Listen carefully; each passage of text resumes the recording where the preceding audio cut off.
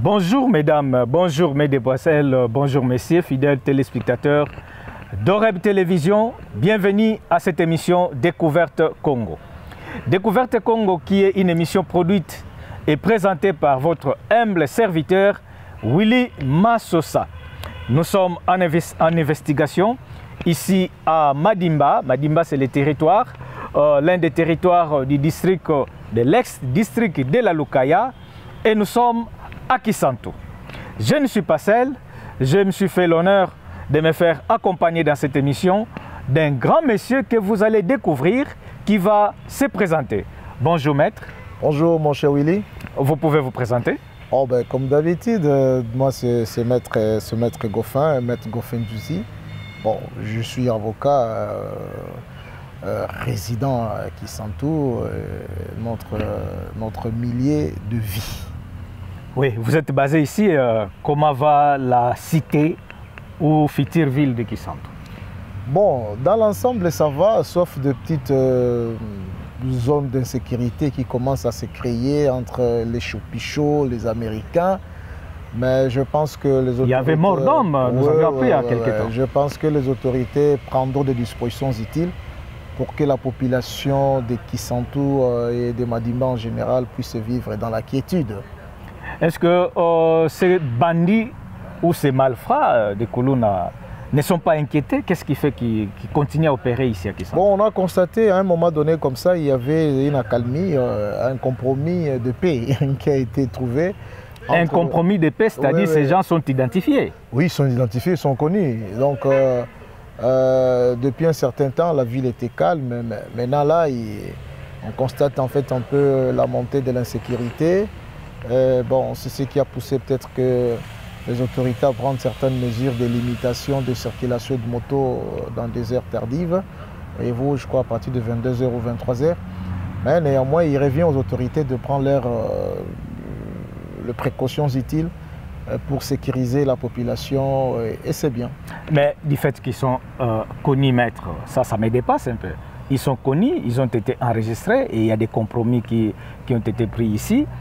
Pourquoi pas les arrêter une fois pour toutes pour que la population soit... Bon, toutefois, le phénomène Kuluna, c'est un phénomène en fait qu'il faut prendre, c'est un esprit qu'il faut combattre dans son ensemble. Donc les Kuluna sont partout, ils ne sont pas seulement à Kisantu, ils sont à Matadi, ils sont à Kinshasa et tout. Donc ça nécessite une action coercitive de l'État congolais ou certaines mesures préventives.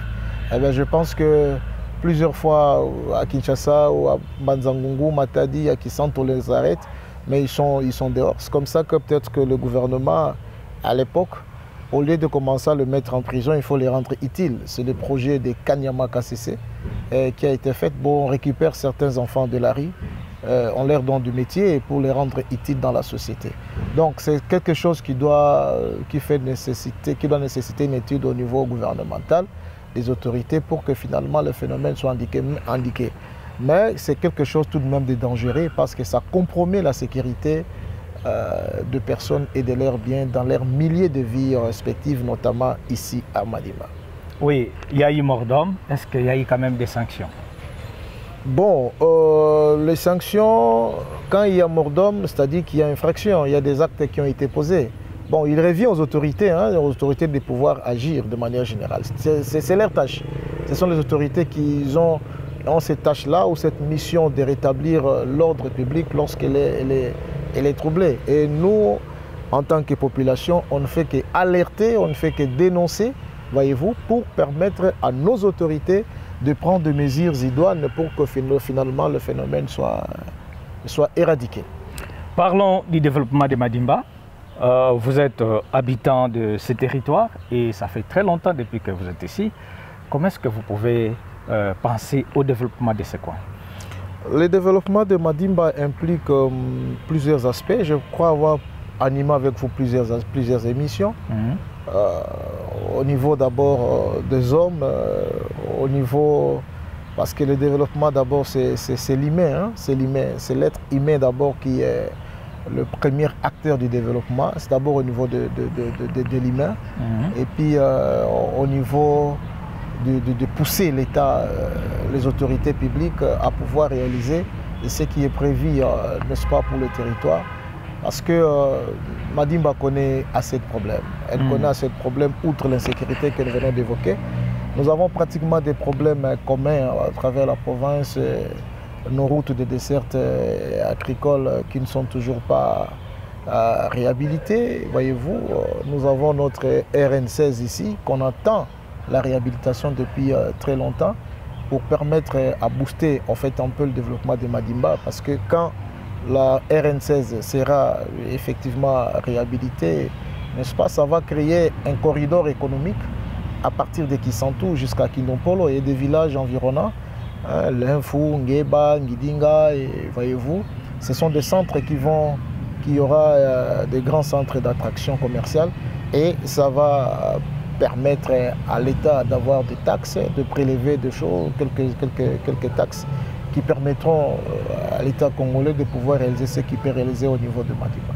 Donc le développement de Madimba, c'est quelque chose de vaste, n'est-ce pas, au niveau des moyens humains, et ça nécessite aussi des moyens matériels. Mais surtout c'est l'humain, c'est cet humain-là, c'est ce peuple-là, n'est-ce pas, c'est cet être humain de Madimba qui doit prendre conscience.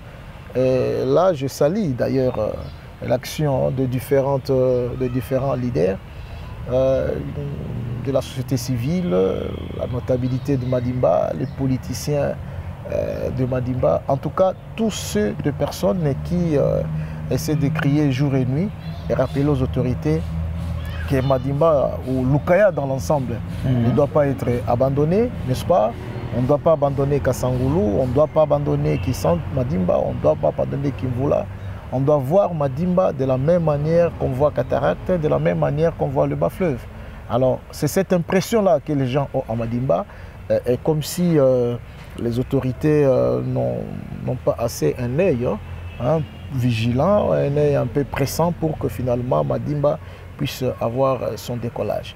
Mais sinon, les différentes personnalités et personnes écrivent sur Madimba, crient au profit de Madimba, pour que finalement, en fait, ils font un lobbying bien sûr, pour que finalement les autorités aient un œil vigilant et puis un œil positif vis-à-vis de Madimba. Et là, en tout cas, coup de chapeau à tous ces jeunes, coup de chapeau à toutes ces personnes, coup de chapeau à tout le monde qui essaye de concourir, n'est-ce pas, pour que finalement Lukaya en général et puis Madimba en particulier puissent aller de l'avant. Parce que ça doit changer au moins. Oui, ça doit changer, mais à Madimba, vous demandez une chose et son contraire. Lesquels? Vous réclamez les développements, que ces territoires, c'est parmi les deux premiers territoires les plus pauvres du Congo central. Vous voulez qu'il y ait les développements et le gouverneur de la province veut bientôt initier l'exécution de la boucle d'Inkissi pour essayer d'aménager certaines artères ici dans la ville d'Inkissi.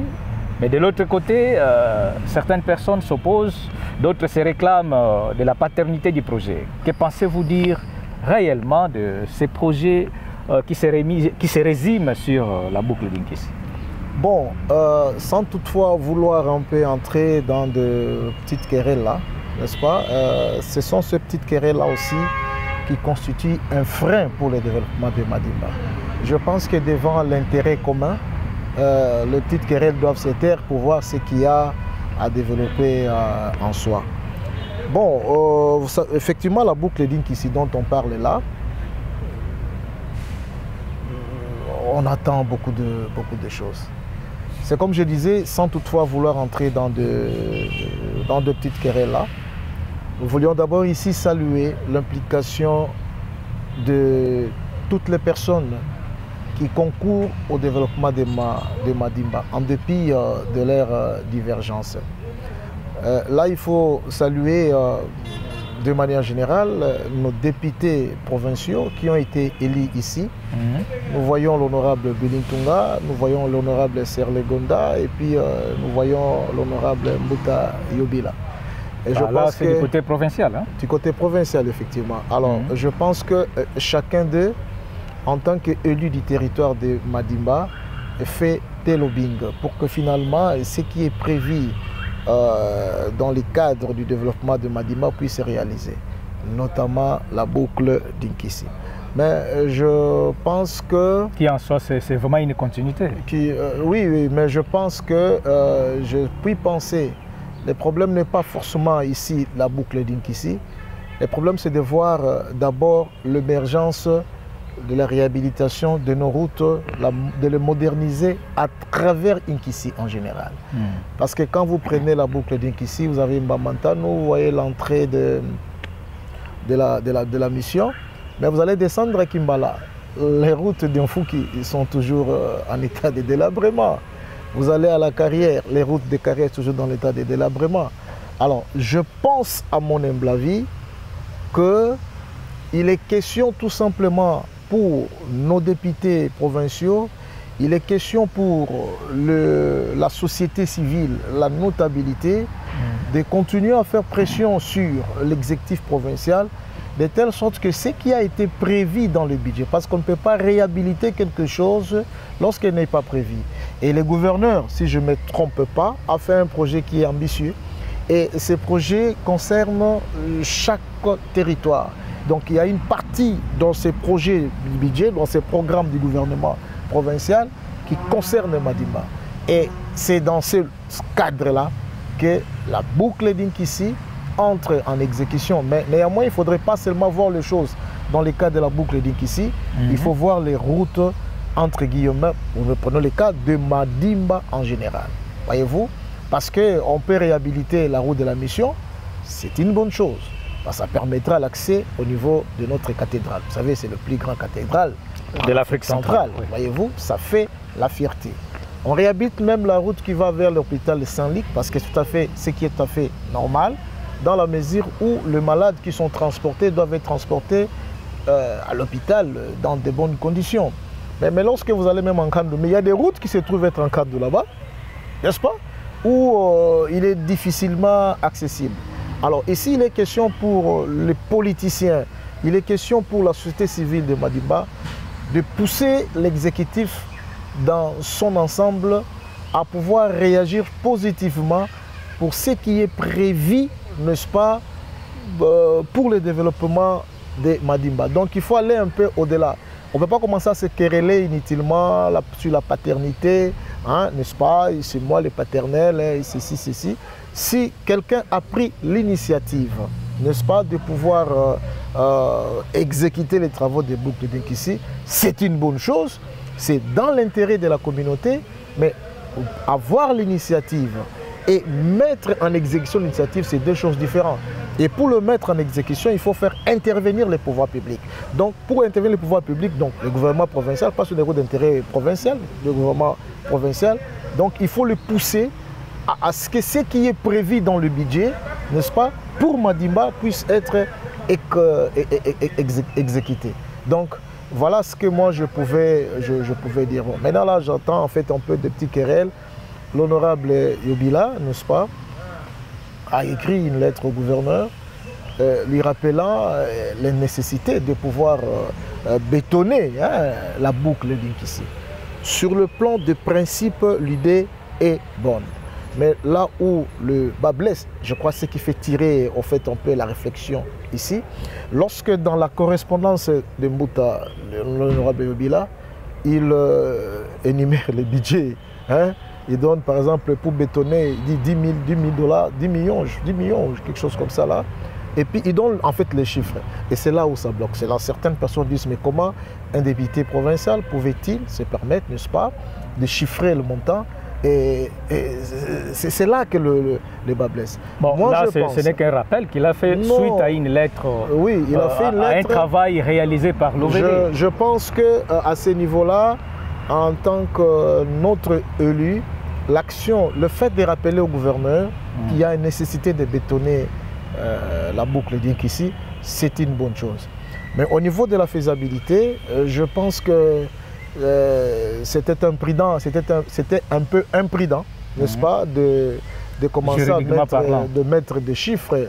Juridiquement parce qu'on suppose, ça donne l'impression, c'est comme si, n'est-ce pas, au travers de la lettre, on connaît on s'est dit, mais par quel mécanisme a-t-il un bureau d'éthique? Est-ce que c'est... Parce que la lettre part du cabinet politique, hein, politique de l'honorable, voyez-vous. Or, les aspects là, finances là, je pense que c'est là, ça pose un problème. Mais le fait de rappeler à l'autorité, l'honorable lui n'a pas fait de mal, parce que c'est un député de Madimba, il peut rappeler comme tout autre député, même vous, même toute personne intéressée, il peut le faire. Donc le péché, c'est d'avoir énuméré non. Je pense que c'est comme s'il veut s'en attribuer aussi dans les rappels et dans l'exécution, ce qui n'est pas le cas, parce qu'il y a un problème de marché public, n'est-ce pas?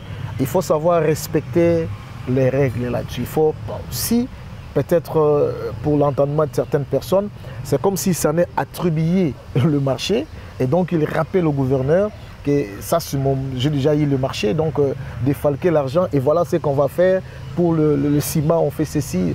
Ah non, ça c'est un travail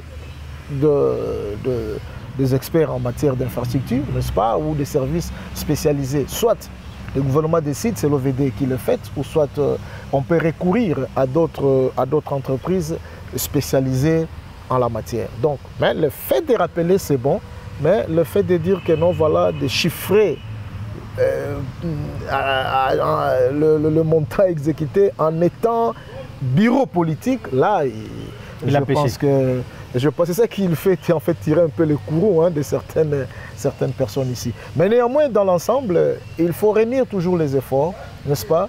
Il faudrait essayer de taire certaines divergences et voir un peu les choses dans leur globalité pour moderniser la ville d'Inkissi.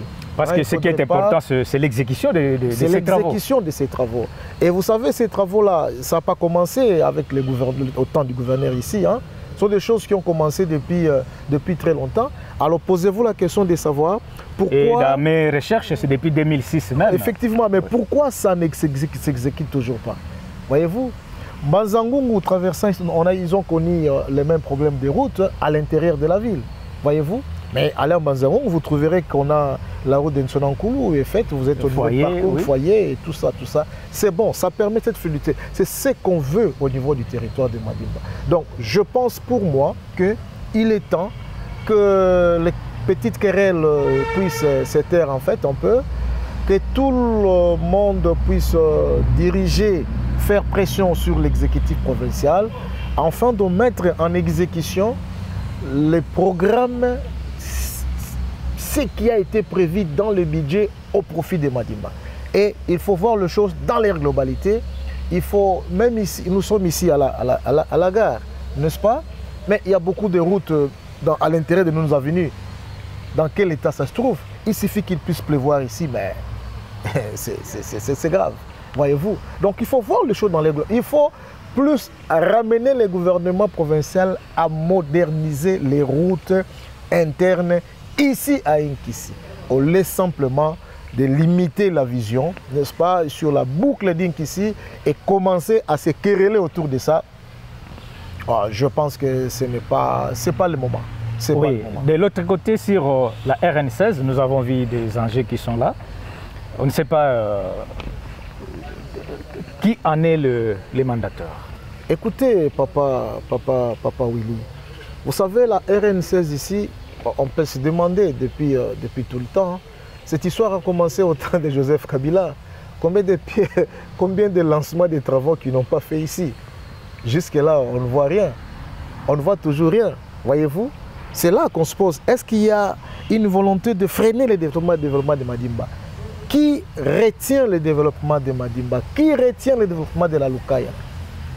Parce que cette route nationale numéro 16 ici, ça ne date pas maintenant. Matata Pogno, en tant que Premier ministre, était arrivé ici. Moi, je pense que lorsqu'on lance les travaux, lorsqu'on veut poser la première pierre, ça signifie qu'il y a déjà une étude de faisabilité qui a été faite. Les moyens ont été mobilisés pour permettre maintenant la faisabilité. Mais comment on lance une pierre, n'est-ce pas? Et puis, la route est comme ça, là, Mbongo Eke Wapi, Mbongo Bacha Wapi. Pour que Nzela RN16 Oyo, hein, n'est-ce pas, que les travaux ne puissent même pas commencer. À l'époque, on est venu, on a commencé à raboter en fait un peu. Quand la pluie est arrivée, pratiquement tout est parti. Alors, c'est là, qu'est-ce qui justifie les enjeux que je vis là-bas? Attendez, c'est là maintenant que je viens. Je voudrais maintenant interpeller Madame la Première ministre, notre non-agile de celui-là. lors de sa récente visite au Congo central, où il a terminé ici à Madimba, il y a au moins une promesse qu'il a faite, c'est de matérialiser effectivement la réhabilitation de cette route-là. Alors, pendant que Soukisa, Nayebik, Pinonio surtout, Ndenge, gouverneur à Lobi, Walingi, les campagnes là. Les campagnes, Kalamingi tête qu'on lançait par travaux, gouverneur Aza Awana, ministre ITP, équipe Nanga Boyebi, que Dikab Nanga Aza Mwana Madimba, n'est-ce pas? Yé pas total la Likamba, on ne peut pas rater.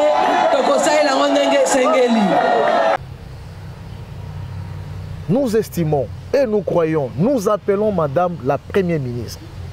La promesse qu'il a faite aux Madimbadiens pour réaliser la réhabilitation de cette route ici, nous l'appelons pour que finalement, cette fois-ci, que nous puissions vivre la réalité et non pas simplement de promesses. Parce qu'il y a plusieurs autorités qui sont passées par ici, voyez-vous. Ils ont promis, ils ont même lancé des travaux pour finalement ne rien faire.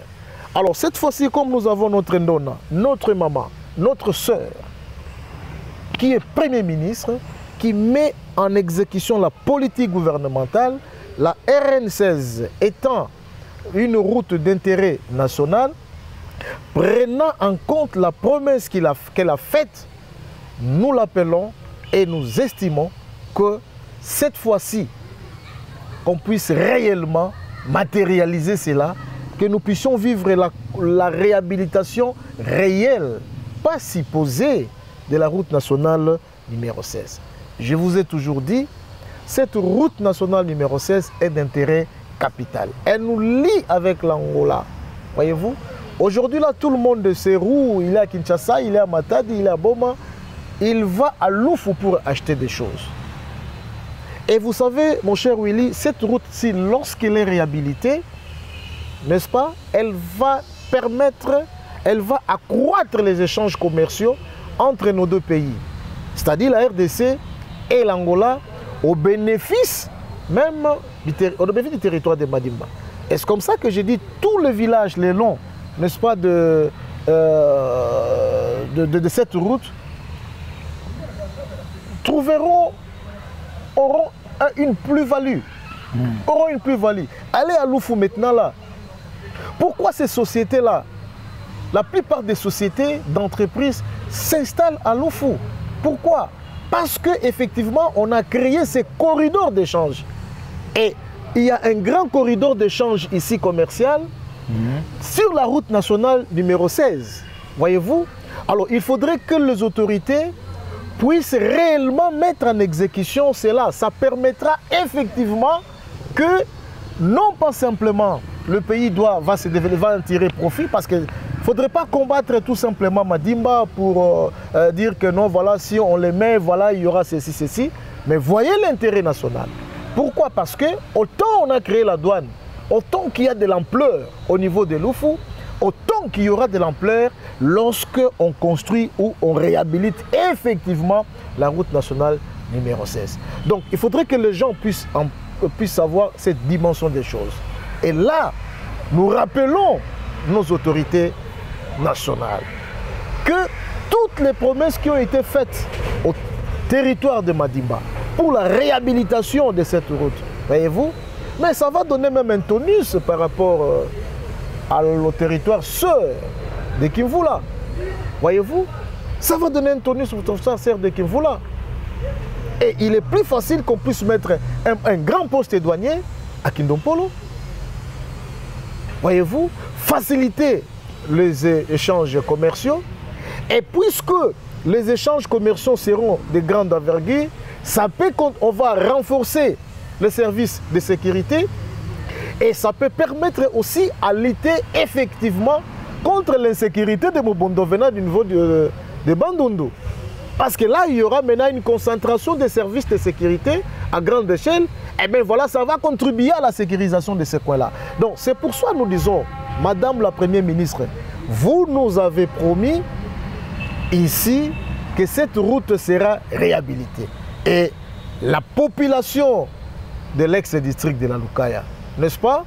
La population du Congo central en général veut voir effectivement cette route à être réhabilitée. Au passage, nous saluons effectivement l'engagement de Madame la Première ministre, la route d'Nkamba, qui pour nous le Congo est trop significatif, est en train d'être réhabilitée. Parce que nous avons connu plusieurs premiers ministres qui sont passés, beaucoup ont promis on va réhabiliter Nkamba, mais voilà que nous voyons notre sœur qui se trouve être là, aller en Nkamba, n'est-ce pas, la route d'Nkamba, les travaux sont en train d'être faits. Pourquoi? Parce qu'il y a un engagement politique de l'une de notre sœur. Alors c'est notre sœur, comme vous êtes encore là, comme vous êtes là, nous pensons qu'il est temps effectivement de vous impliquer dans l'effectivité à ce que cette route-là soit réhabilitée. Ça serait la fierté pour la République démocratique du Congo, ce serait la fierté pour le Congo en général, et ce serait la fierté du territoire de Madimba et aussi celui des... Entre guillemets, vous qui êtes de Madimba, vous croyez que le gouverneur ne vous tient pas à cœur?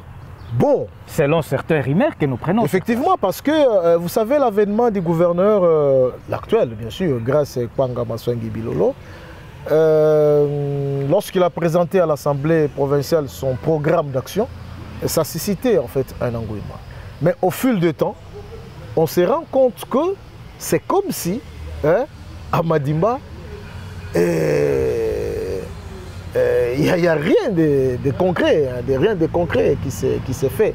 Hein? En dépit du fait... Il n'a qu'une année jusqu'à... Oui, mais une année comparativement à d'autres, n'est-ce pas? À d'autres coins par rapport ici. Les problèmes sont les mêmes pratiquement dans différents territoires. Pourquoi seulement de l'autre côté et pas ici?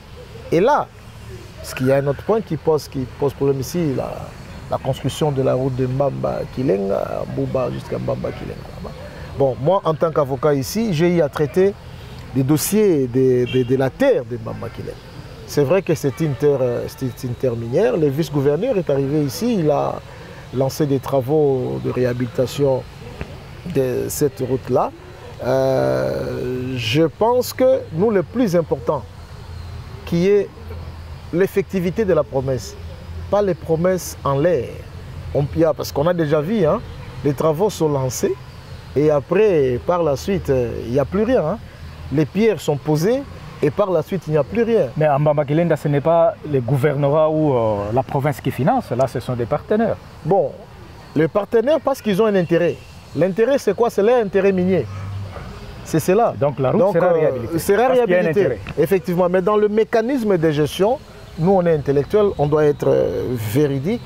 Il n'est pas interdit, hein, dans le cadre de la coopération entre l'autorité publique et les privés, que les privés puissent réaliser un ouvrage d'intérêt national. Et si vous allez à Matadi, vous savez les calvaires que les transporteurs ont connus, de la morgue de Kinkanda, la route de Kinkanda pour arriver vers Ango, n'est-ce pas? Et aujourd'hui, cette route, quand elle est là, elle a été réhabilitée par un privé. Mais dans le cadre du partenariat... C'est grâce à Ledia. Oui, Ledia, oui, effectivement, c'est notre frère Ledia, notre Mouta Ledia, voyez-vous? Donc, il ne faudrait pas simplement... il faut être objectif. Moi, j'aime être objectif. Voilà. Il n'est pas interdit qu'il y ait, dans le cadre de la coopération publique-privée, qu'un particulier qui a un intérêt de pouvoir poser un geste communautaire. Donc, si ces exploitants qui se trouvent être au niveau de Mbamba-Kilenga financent, c'est parce qu'ils sont dans les besoins. Ils prennent. Bon, ce n'est pas aussi mauvais. C'est ce qu'on appelle l'économie sociale du marché. Lorsqu'un investisseur arrive, n'est-ce pas? Vous arrivez dans un coin, les coins qui vous donnent les avantages, vous devez concourir au développement de ces coins-là. Et c'est de là que je voudrais au fait attirer l'attention de nos autorités. Vous savez, les terres que nous avions ici, ce sont des terres qui relèvent des communautés rurales. Mais, chers députés provinciaux, il y a un édit qui se trouve être encore à Matadi là-bas, sur la gestion des terres coutumières. Les gens qui arrivent, qui exploitent quelles sont les garanties que l'État accorde ou peut reconnaître au travers déjà de la loi à ces autochtones-là qui se voient être privés de leurs droits de jouissance? Il y a un édit. La gestion des terres relève d'une compétence concurrente entre le législateur national et le législateur provincial. Et je pense qu'il existe déjà un projet d'édit au niveau de l'Assemblée provinciale en ce qui concerne la gestion des terres coutumières. Et à ce niveau-là, que moi, vous savez, moi j'étais candidat ici, comme député provincial, et dans le projet que j'ai, effectivement, c'est de mettre à la disposition de la province une loi minière.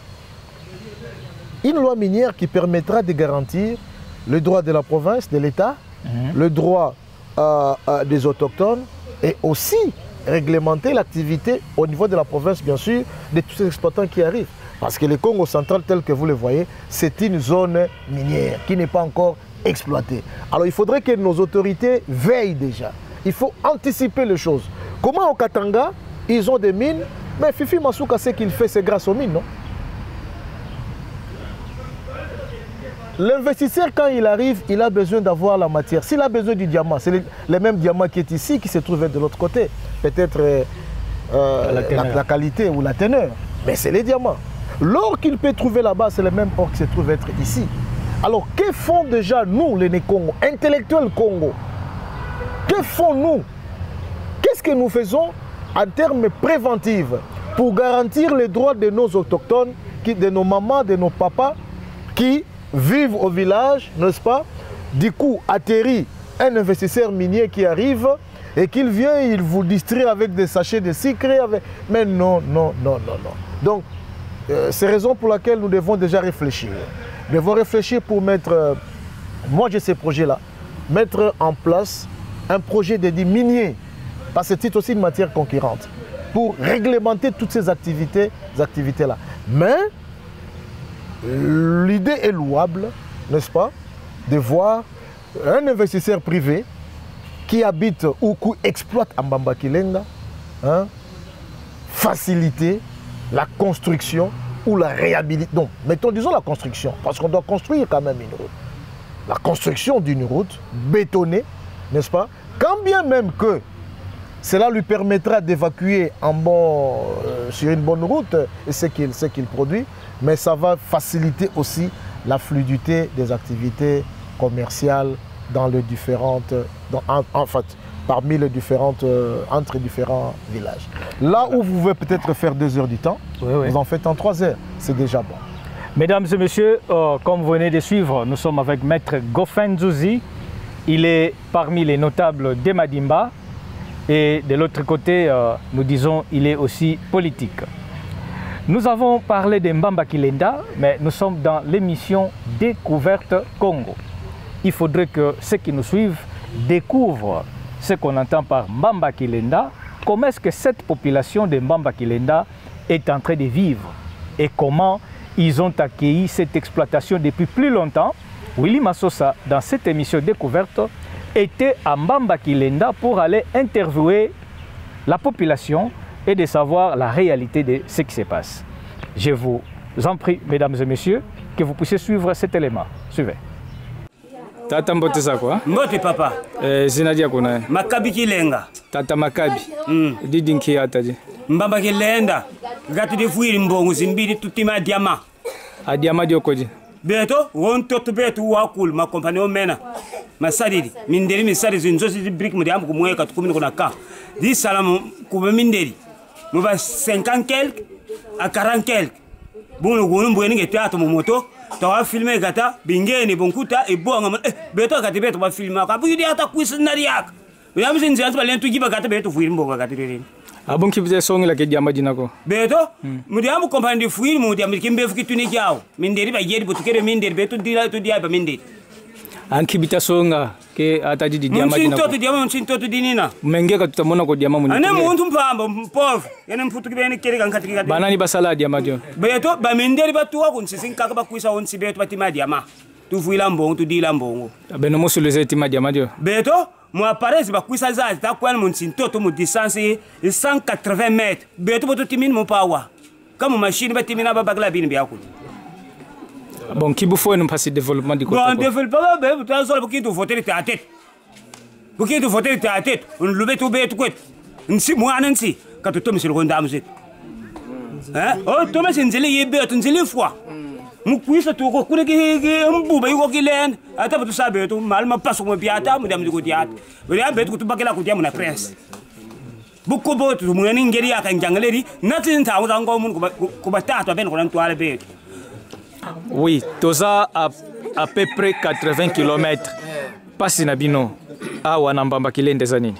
Nzela camion eza mabe zelo eleki mingi. Moyo to tambola eza te, ata na makolo moyo eza te ba moto ezo nyokama.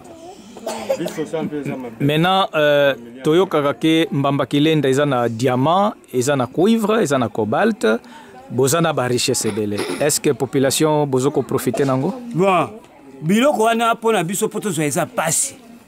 Po diamant na mayanjili biso la kishasa na mayanjili tozo préparer biyungul to réussir. Mais biso pour biso punition avec 180 mètres ou 200 mètres na sa mabele otima na ba onini.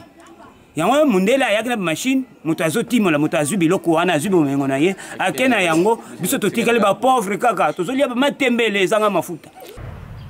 Voilà. Vous venez de suivre cette réaction de ces jeunes de Mbamba Kilenda qui sont dans la pauvreté extrême. Et cette entreprise exploite déjà depuis très longtemps. Ce n'est pas aujourd'hui. Nous ne savons pas les clauses, mais nous sommes dans la découverte. Nous allons y arriver. Maître Goffin, merci d'avoir participé à cette émission, une fois de plus. Quel est votre mot de la fin à l'occasion de cette entrevue que nous avons eue cet avant-midi? Oh, bon, je vous remercie de votre passage ici. Et je vous remercie de l'attention aussi que vous portez à notre personne. Nous, le plus important, comme nous l'avons dit, c'est que le pays dans l'ensemble le pays avance, la province avance, l'ex-district de la Lukaya avance, Madimba avance, Kimvula avance, Kasangulu avance. C'est ce qui est le plus important. Je vous remercie. Merci, merci beaucoup. Merci à vous également, fidèles téléspectateurs, vous qui nous suivez sur Oreb Télévision. Merci de votre attention soutenue que vous avez toujours accordée à nous suivre. Merci également à ceux qui sont au niveau de YouTube, vous qui nous suivez en ligne. Vous êtes sur Découverte Congo. Quant à moi, Willy Massosa, je ne peux que vous dire au revoir et à la prochaine occasion. Merci.